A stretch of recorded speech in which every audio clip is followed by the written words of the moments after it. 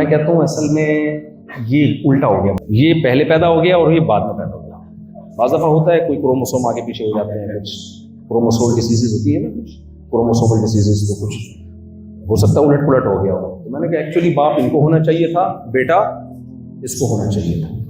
تو اللہ تعالیٰ کہتے ہیں یہ میں تم پہ نہیں چھوڑوں گا کہ تم فیصلہ کرو اچھا کیا ہے برا کیا ہے، تم تو پروگرام کیا کر دو گے، برباد۔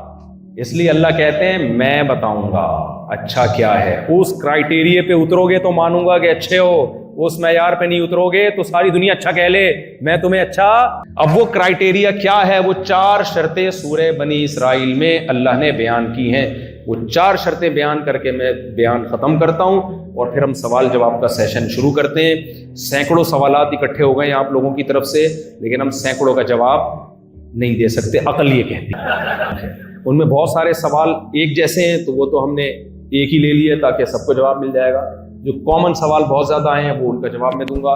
تو میرے بھائی وہ 4 شرطیں اللہ نے بیان کی ہیں۔ نمبر 1، اللہ فرماتے ہیں سورہ بنی اسرائیل میں وَمَنْ أَرَادَ الْآخِرَةَ، کوئی بھی عمل جس کو تم اچھا سمجھتے ہو اس میں سب سے پہلا تمہاری نیت خدا کی رضا ہونی چاہیے۔